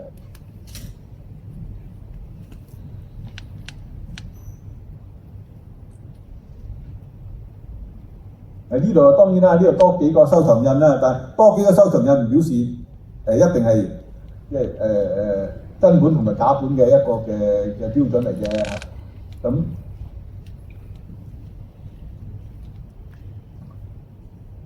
咁我嘅判斷咧，都係呢一個咧係一個呢個即係呢個版本咧係唔係即係答案就唔係同一個碑石版本啦。何者為原刻及何者應為翻刻咧？咁啊呢個係翻刻嘅。咁呢個要即係逐個字去對嘅，呢個係咁啊或者我都唔花時間喺呢度嚟啦。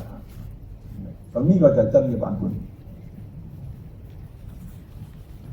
馬夫先行記啦，馬夫先行記咧就好有佢嘅特性啊，即係佢咧就將個字咧就喺個格裏頭咧即係賺爆格咁啊，差唔多賺咁。咁但係咧就你要明白得到咧，佢唔係佢寫呢個麻姑仙壇嘅時候唔係諗住俾你去臨習嘅。不過後世嘅人去臨習咧，佢就可以喺裏頭攞得到，都係當然啦，可以攞得到個用筆嘅嗰個穩重，咁樣咧即係嗰個利用嗰個嘅用筆嚟到學習咧，咁其實就會對你嗰個用筆咧係有好大嘅幫助。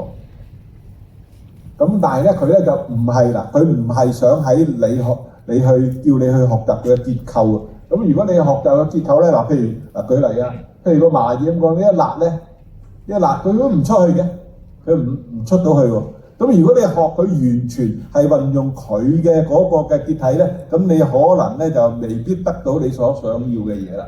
咁但係你咧就可以喺裏頭練習得到你嘅用筆嘅雄厚嘅氣概嘅。嗱，譬如佢呢度咁講啦，呢啲咧呢點佢底下嗰度壓得好緊要，壓得好緊要。咁亦都係再重複一句嘅，佢唔係寫呢個碑嘅時候，唔係諗住你去立嘅。好啦，咁呢個顏勤禮碑咧就好啲，不過咧都係有好多咁嘅情況係出現嘅。咁顏勤禮碑咧都係一樣，咁都係，所以你臨習呢個顏勤禮碑嘅時候咧，就你要吸收佢嘅用筆，而唔係佢嘅結構嘅。即係我嘅睇法就係咁樣嘅。高辛貼係一個墨跡本嚟嘅，咁樣就係同顏勤禮碑比較上接近一啲，咁都係佢晚年嘅時候嘅寫法。咁我哋咧就將我哋話比較，咁我哋一定要比較。咁原來咧就三位都係一個好有名嘅書法家咧，咁佢哋都有好多嘢好相同嘅，譬如呢度個儀咁講啦，我將三個嘅儀節，即係三個版本，雁塔星交序、王府軍碑同埋呢個顏勤禮碑嚟到比較咧，咁樣佢哋個儀節都係寫得好靚係嘛？所以三個嘅真係有名嘅書法家。咁海字啦，咁海字咧就會睇得到有少少嘅分別啦。呢個褚遂良嘅咧就比較上勻稱啲嘅，即係佢個空間嘅擺佈勻稱啲嘅。咁樣歐陽詢就唔係啦，歐陽詢咧頭先講過啦，即係上高個空間好大，所以佢呢一嚿嘢咧一別一橫咧，呢個咧就佔咗嘅位置係咪好多？咁於是乎剩翻嗰啲嘅地方咧就比較上覺得係壓迫咗一啲嘅。咁呢個係佢個空間。咁而呢個顏真卿呢一度咧佢又好舒服喎，擺得係。咁所以咧就係歐陽詢嘅，咁你要留意得到啦。即係你中唔中意呢種嘅佈局咧？如果你中意呢種佈局嘅，咁樣你可以學佢嘅。如果你唔中意呢種佈局嘅，咁你咪可以褚遂良或者顏真卿嘅寫法咯。個喜字啦，即係三個版本都有咁嘅喜字咯。咁喜字咧就係呢個喜字咧，呢個喜字唔好寫個呢個原來點解佢刪歪咗嘅咧？咁啊，佢原來即係喺篆書嚟講，呢個唔係個山字嚟㗎嚇，呢個唔係山字，即係佢一個只不過斗咧係一個禮器啦，個山咧就只不過裝飾，即係當佢海船打贏咗仗嘅時候，海船嘅時候呢個海船個海，即係原來啊，咁海船個海裝飾嘅一啲嘅簪花罷紅咁嘅嘢嚇，所以咧就係佢原來呢個篆書咧就係斜咗嘅，咁所以佢喺解書嘅時候寫斜咧，亦都係。你寫正或者寫斜都冇乜所謂啦。不過你寫隸書嘅時候就千祈唔好寫個山字出嚟嚇。有啲人咧以為上高個山字咧，咁啊呢個係錯㗎啦。咁咧歐陽詢咧就係上高係即係呢三個比較啦。咁樣呢個咧就寫得比較上窄咗啲嘅呢個係。咁我覺得咧可以寫得疏啲就舒服啲啊。咁個空間咧佢咧就係呢個褚遂良我會覺得舒服啲，但係佢咧就有花巧喎。你睇下佢呢度嗱寫完呢一筆彈上去嘅時候咧，佢唔係好似歐陽詢咁由左上角咁樣落筆咁落嚟，所以佢呢度有少少尖形向上咧咁落嘅。呢個唔係啊，因為佢一寫完之後咧，佢係一個好似行書咁筆法，一個支筆係唔離開張紙，差唔多唔離開張紙喺呢度再壓落去嘅，所以咧佢有少少花巧嘅地方。個質字啦，咁啊大家都有呢個質字喎，即係歐陽詢、褚遂良同埋顏真卿。咁我哋覺得咧就係顏真卿、歐陽詢始終都係上高寫得疏啲嘅，上高寫得疏啲，下低就寫得密啲。咁有啲人咧就認為咧就上高疏啲，下低密啲咧有古樸之氣咁樣。咁我睇翻我又唔係好了解點解古樸之氣，因為你睇翻甲骨文啊，你睇翻大篆小篆咧，都係上高係比較上緊啲，下低比較鬆啲嘅。咁我唔知道點解上疏下密又會即係有古樸之氣啊！即係我唔知道啊。咁呢個褚遂良，呢個就係顏真卿。咁顏真卿咧都係下低都係緊咗少少嚇，咁樣即係睇下你自己中意邊一樣。個翼嗱，呢度又有花巧嘅地方，呢個係啊咁樣落又再上翻嚟。咁樣呢個咧就大家都安排得好適當嘅。咁所以咧都係好有名嘅一個書法家咧，都係值得臨摹嘅其實。好，個星字啦。咁個星字嗱，頭先講過咯，即係顏真卿咧就係呢一度，佢上高咧即係褚遂良就呢個算長啲嘅，即係上高疏啲，下低就密啲。咁顏真卿咧就呢度短啲啦。咁短啲嘅時候，我覺得呢度係好似壓咗落嚟咁樣。咁樣咧就即係呢個又係睇你自己喜歡係邊樣啦。咁樣呢一個咧就歐陽詢咧頭先講過啦，就係撩長啲嘅歐陽詢嘅嗰個風格嘅撩長啲，拉長咗個字，咁佢咧就呢度都長嘅，呢度係我拉長咗個字，咁佢都好勻稱嘅，佢空間擺佈到勻稱，不過長形嘅字，個體字又係啦，即係歐陽詢咧就拉得好長，你睇下呢兩度拉得好長啦嚇，咁下低咧就當然會比較近咗一啲啦，咁樣就呢兩家就唔一樣嘅嚇，咁但係咧就係歐陽詢仲有一樣嘢。我覺得咧就係我就唔會寫嘅歐陽詢就係佢好多時個寫個筆字呢啲咁樣上下兩部分呢個筆字呢度啊，上下兩部分咧佢下低嗰部分咧就偏咗去左邊嘅，咁好似咧即係一個人個筆即係脱離咗咁樣，咁我覺得唔係好靚咯，我覺得。咁但係咧就係褚遂良同埋顏真卿就冇呢一樣嘢嚇。咁我哋咧就見得到啦，歐書啦，歐陽詢咧就好多時候咧就係下部向左方轉移喎。咁你睇下呢個徵字，呢個徵字咧，我會覺得就係下低呢個部分咧就向承接軸中間同嗰個軸咧就會靚啲咁樣。咁呢個咧嗱呢度都係啦，呢個咧就係喺歐陽詢裏頭一個字啊，我覺得係歐陽詢嘅千字文裏頭。咁樣呢個咧就呢個唔係清字啊，呢個係呢個靜字嚟㗎嚇，靜字即係動涼快咁解，涼快咁解。咁呢兩點嘅，咁我哋睇下呢個靜字咧嚇，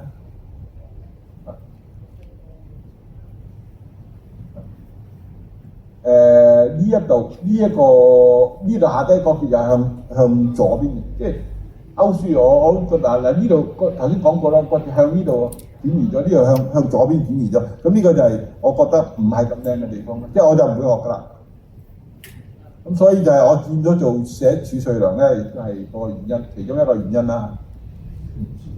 仲有歐書嘅可以見得到，我覺得唔係幾好嘅地方咧，就係佢呢度字嘅重心偏向左方啦，呢個可字走咗埋去，個可字又係啦。就咁啊！呢個徵字又係啦，即係字嘅重心偏向喺左方，所以咧呢度好逼嘅，呢度咧就印呢一筆咧印得好長喎，咁變咗喺右邊咧就係鬆咗出嚟。上疏下密啦，歐書咧歐陽詢嘅，我覺得佢係一個同我即係我唔係好中意嘅地方。嗱，我冇話佢好或者唔好啊，只不過我自己唔係太中意啫。咁呢個上疏下密啦，嗱呢度疏下低係逼係咪？呢度上疏下密。呢個徵字又係啦，呢度咧呢三橫畫咧，如果係寫褚嘅咧，就唔會寫得咁疏嘅，會寫得密啲嘅。個錦字又係啦，你睇得到上高疏啦，呢度疏啦，下低就逼。咁呢個歐陽詢嘅嗰個我唔中意嘅地方啊，我唔中意唔表示唔好，當然係。咁歐書間中咧安排有唔勻稱啦，安排譬如呢個雲字，呢個雲字我覺得下低太逼，呢個頂字咧就下低太大喎，上高太細，下低太大。咁啊呢個中間啊，呢度呢個唔得勻稱，一個單字中間太逼啦，係咪？咁如果俾我寫，我一定唔會寫成咁。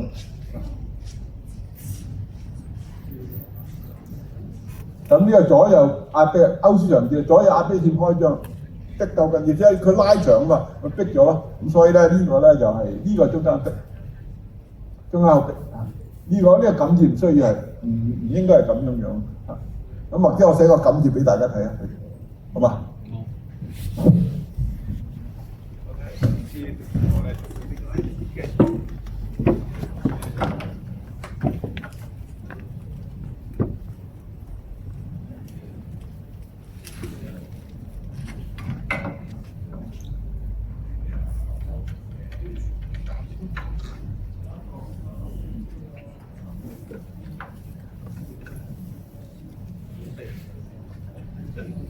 我寫個感字。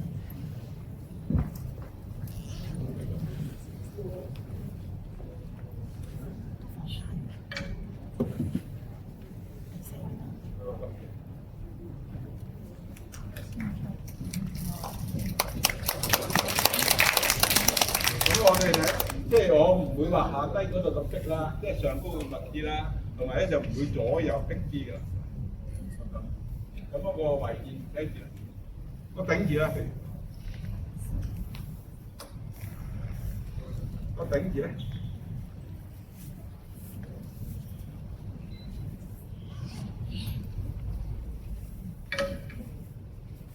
先我見到個頂字嘛，即係上高好細，下低好方，咁我而家寫個頂字。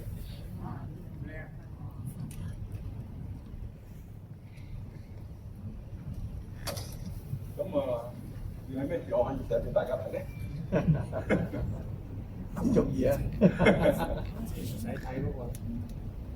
咁即係呢個係我寫咗儲稅量之後咧，就即係咁，即係嘅嗰個結果係咁樣樣啦。好啦，但係亦都有好多嘅人咧，就寫儲稅量咧，寫歐體咧就係都寫得好好嘅，當然係清朝個兵部尚書嚇，即係國防部長啦。不過而家叫做戰鬥部啦，戰爭部嚟嘅。咁孫旭文就係咁樣嘅。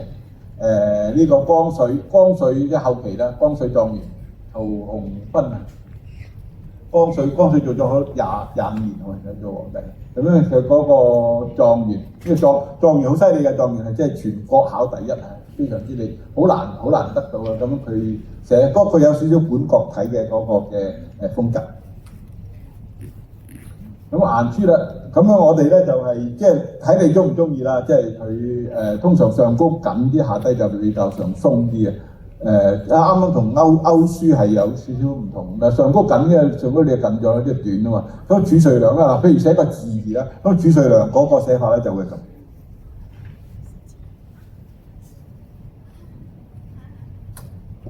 譬如我寫時間不時啊，時間不時。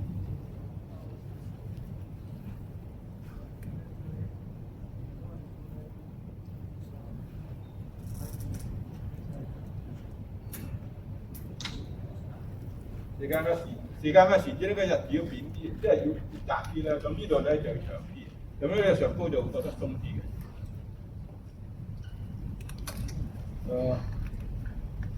寫個何字啊？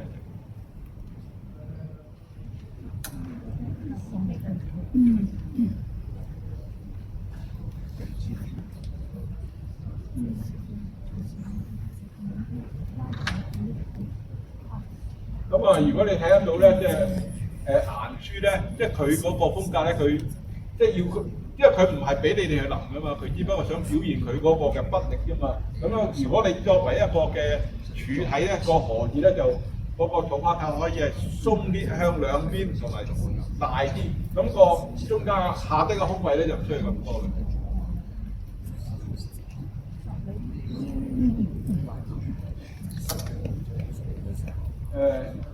有個子字啦，個子字咧就係有啲朋友就話要用個咪，唔使咪啦係嘛？唔使。個子字咧，個子字咧就係呢個顏行禮碑啊。佢子字上高嗰個即係細咗，咁我咧就係如果顏呢個儲稅量嗰種嘅寫法咧就係咁樣。咁下低要留多啲空位喎，下低要。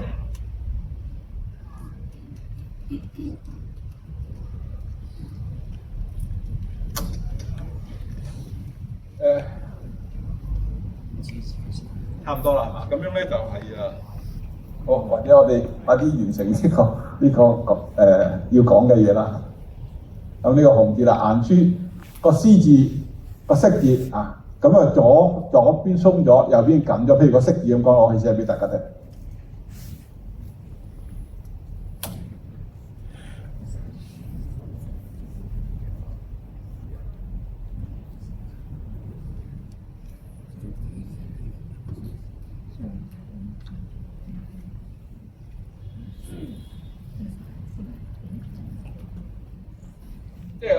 即係如果係主帥良嘅嗰種寫法咧，就呢度會左邊會係細啲啦，即係收細啲字咧，俾多啲位俾呢度空間嘅。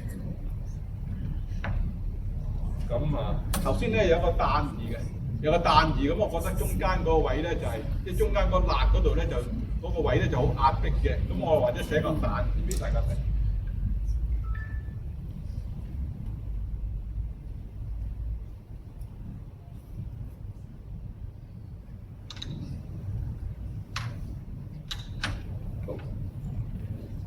呢個唔應該係個圓嘅，應該做我寫錯咗，我寫咗個圓嘅唔啱嘅應該。彈字應該係，因為個彈字應該個停字應該。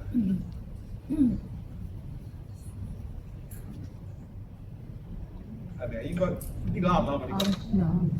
呢個啱啊，呢個都啱。咁我咧就留多啲位俾中間呢個，個餐廳就喺呢度。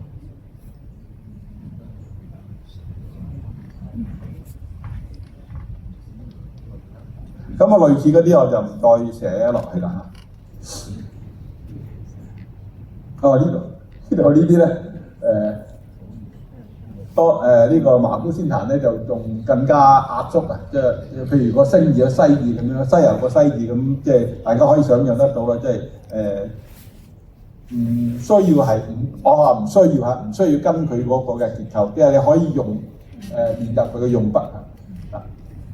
或者我寫個西遊個西字啊。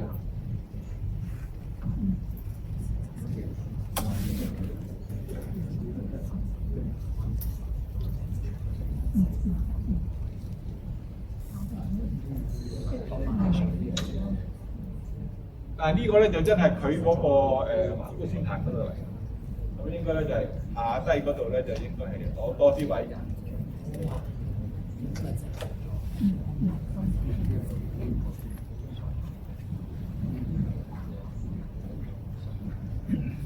咁呢個係中宮即係中宮咧就放鬆咗外圍。我哋應該咧就如果處嘅咧就中宮就緊密，外圍寬博嘅。咁但係而家咧就係中宮咧佢放鬆咗，即係中間放鬆咗，而外邊咧就緊咗嘅。咁樣就，但係佢墨跡色線唔係咁樣樣，唔會爭好遠嘅，因為佢係根據個墨跡嚟到刻落去嘅。咁樣就我哋睇翻嗰個顏真卿41歲嘅時候，國虛己個墓誌銘就唔係佢晚年嘅嗰個寫法嘅，咁係咁樣樣。咁所以咧，你會發覺比較起上嚟咧，就係會啱啲儲穗良嘅嗰種，即係話分佈比較勻循啲嘅嗰種嘅寫法。咁我哋睇下咧，就顏真卿同係寫一個字裏頭，唔同嘅年代咧。唔同嘅年歲啊，我哋睇下咧就係呢一個係喺墓誌銘嗱，國虛己墓誌銘咧就係比較舒服啲嘅，即係傳統啲嘅嗰種嘅寫法，呢度咧比較大啲嘅，呢度多寶塔都係去到麻姑仙壇咧就呢度縮細咗啦，顏勤禮碑咧就呢度縮細咗啦，呢度就拉得好長啊，個勾咧呢度咧就頓一頓喺度去喺呢度勾出嚟，咁樣咧就國虛己咧就係。呢個就勾長啲嘅，咁即係有一個變化喺度嚟。但係我哋睇翻啦，就係顏真卿咧，佢嘅行書咧就非常之好。顏真卿咧就濟疾文稿啊嚇。咁我哋都會聽過啦，就係顏筋扭骨係咪啊？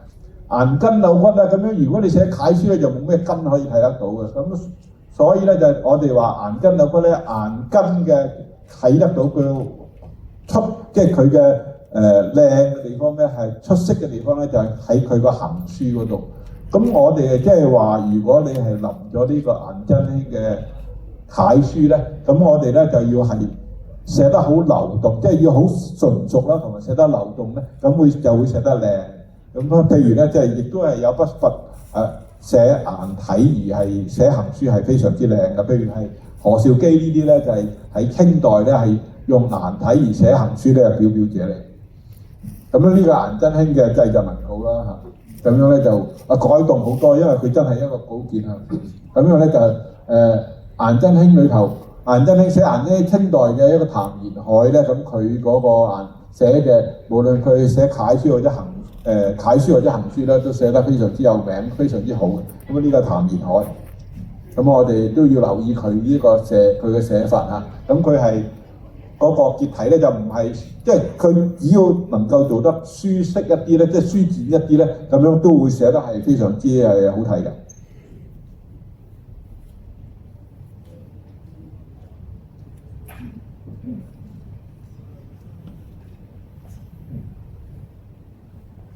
咁呢個咧就係龍脈宰相啦，劉墉嘅顏體書法啦，咁啊亦都非常之出色嘅一個寫法。咁樣就咁佢喺右邊嗰個係一個行書啦，咁左邊咧就一個都係行楷啊嚇，咁樣係好靚嘅一個嘅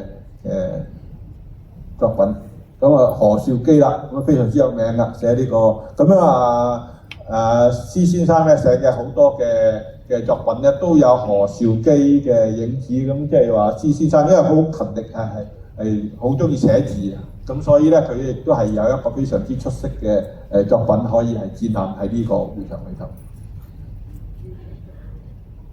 咁呢個係施先生嘅一個顏體書法啦，咁即係寫書法咧就係個心平氣和啦，咁纖長平仄啊，咁就臨摹啦，咁書外功好緊要啦，臨摹嘅方法啦，即係要我哋臨摹嘅時候就呢度係講啦，擦朱者上蒸就以之向此啦，咁我哋一定要好細微睇得好細微嘅臨得好準確，咁樣咧就可以係同埋臨摹一家同埋多家嘅分別啦。咁我就會相信咧，大家臨摹嘅時候唔好淨係臨一家，臨多一兩家咧，你嘅眼界會闊啲。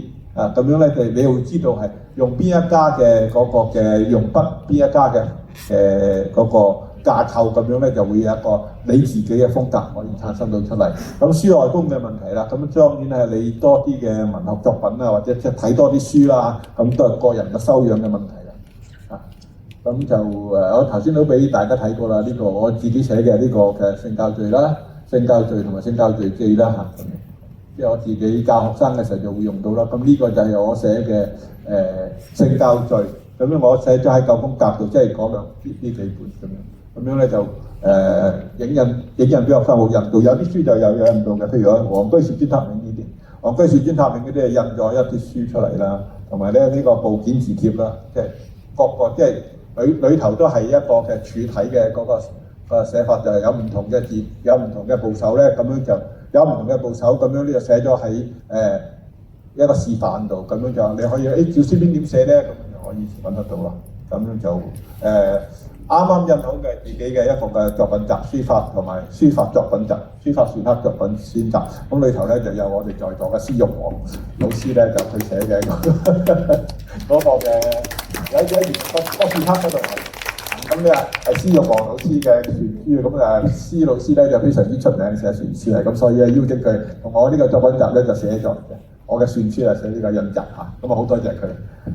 咁就係仲有一樣嘢咧就仲有少少時間嘅，呢個唔講啦，呢個唔講啦，呢個冇咩時間講，即係比較啫，呢度比較。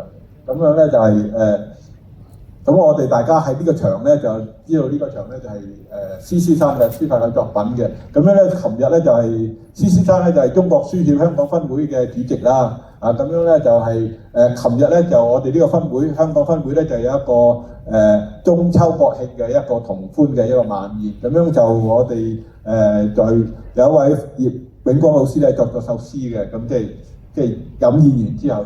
咁我咧就和佢嘅，咁我呢度咧就佢嗰首詩咧就冇提到施先生，但係因為呢個場度我講過一個講座啦，咁所以咧我咧就和佢用同一個韻啊，即係哺乳肉咧鳳和嚇，咁樣咧就我呢度咧講係有講到施先生咁樣咧，就唔知有冇時間，我哋寫一個嘅改用處體啊，即係寫行書咁樣咧，就係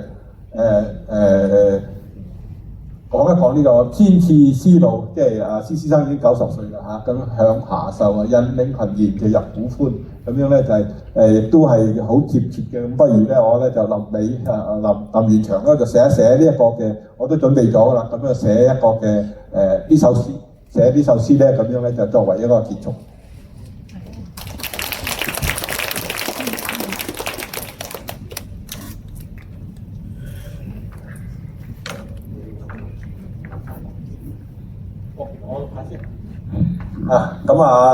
奇峰老兄咧就問咧就準唔準備個Q&A 個問答環節咯，咁樣嚇，咁樣就有冇朋友想問一問阿陳老師一啲有。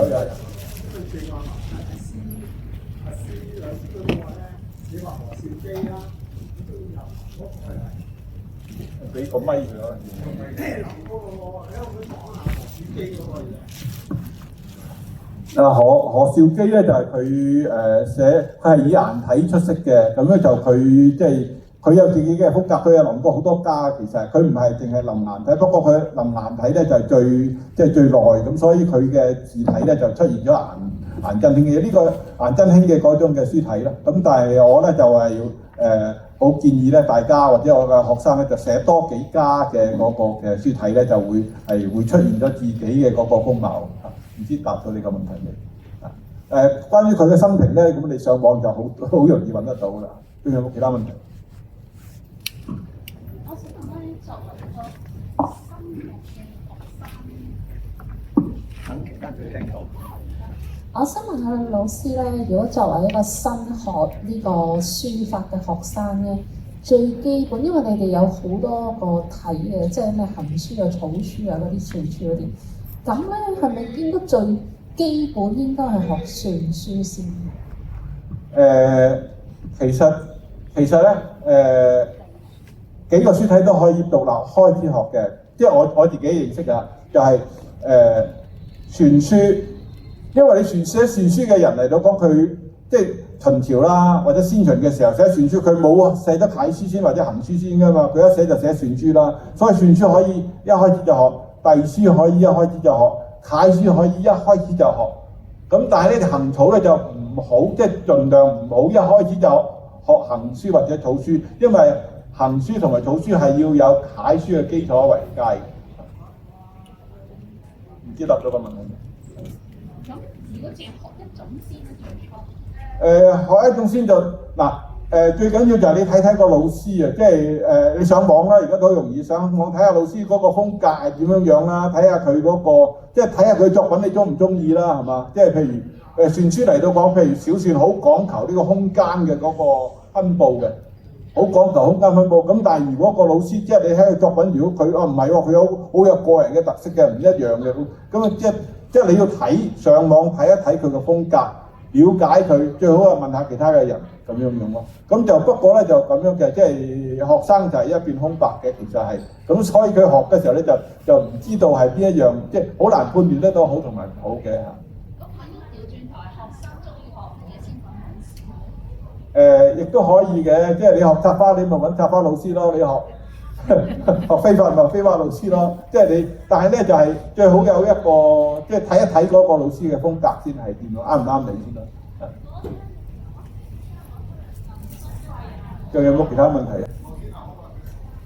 如果冇問題咧，我就時間都差唔多啦。咁我哋今日好多謝阿陳勇博士嚇，咁我大家點緊多謝佢嚇，多謝多位。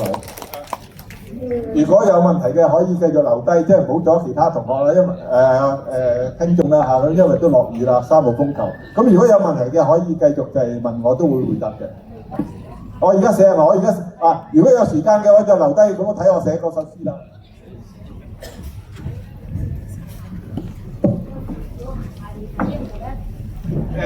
都唔好埋嚟睇啦，因為咧埋嚟睇嘅話，其他後邊嗰啲可能睇唔到。我整。你寫睇到啊？呢度得唔得？寫之後拎起，寫咗之後攞，拎起之後，因為你埋字後邊都睇唔到。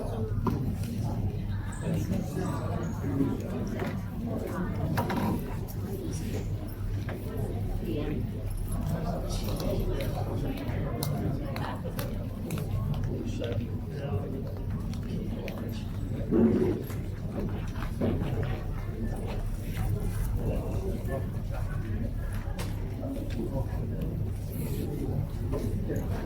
係我係天為天一。好啊。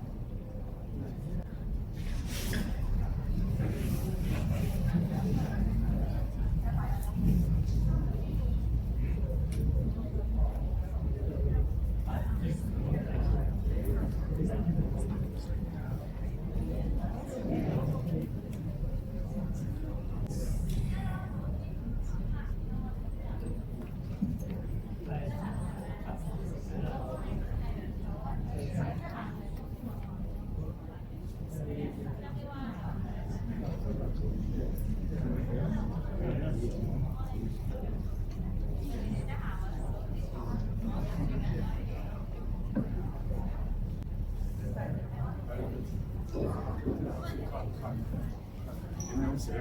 佢陣間拎嚟，係啊，點樣寫得好嘅？唔係，我多謝龍嘅，或者可以企前啲。我唔會喺度。好嘅。如果你認為隻手遮住咗。一個人，見嘅好衫。喂，落翻嚟，唔好阻住佢。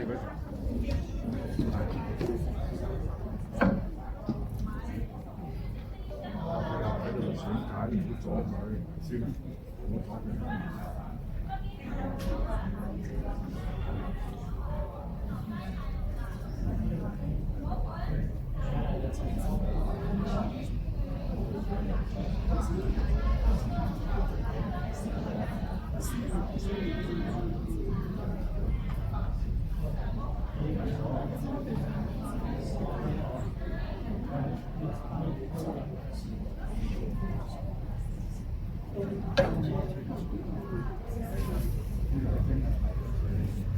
咁啱啱提醒咧，就阿奇峰兄咧提醒咧，嗰個天賜之路咧，嗰個賜字咧就應該用響下就應該用平聲嘅，咁所以咧就個賜字咧就應該換咗個音，所以我呢度咧就寫咗。咁啊，佢就寫咗一個呢個手指吸埋印先啦。吸埋印係咪啊？吸埋印先。吸埋印。係。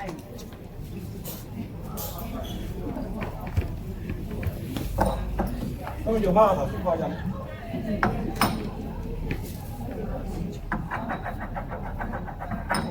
寫啲解説。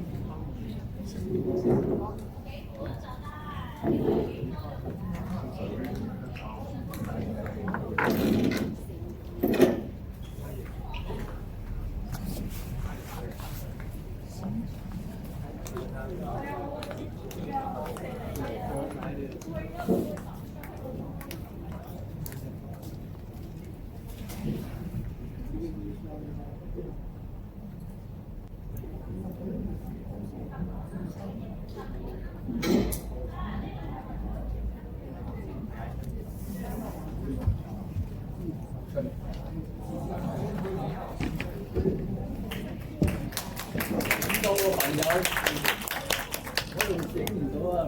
哦，係啦，冇好似係。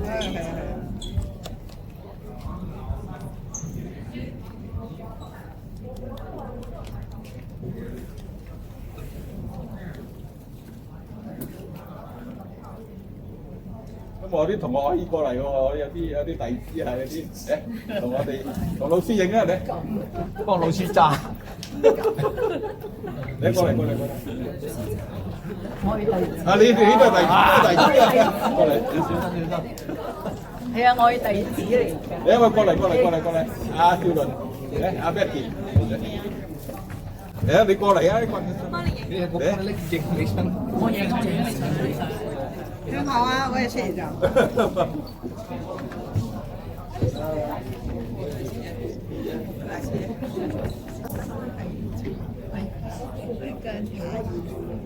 OK，準備呢度，3、2、1，再嚟多張，3、2、1，OK。喂啊，嗱咁叫人影。你上嚟啦，我影。喂，叫阿文你停一咧，阿文雲姐姐，嚟，揾佢影嚟，我啲師妹啊，你師妹，喂，師姐唔知師妹啲喎，係啊，幫我攞，俾埋啲喎，俾埋啲，有弟子喺嗰邊。中意上嚟啦，来了。 1、2、3，我呢度1、2、3，嚟一張。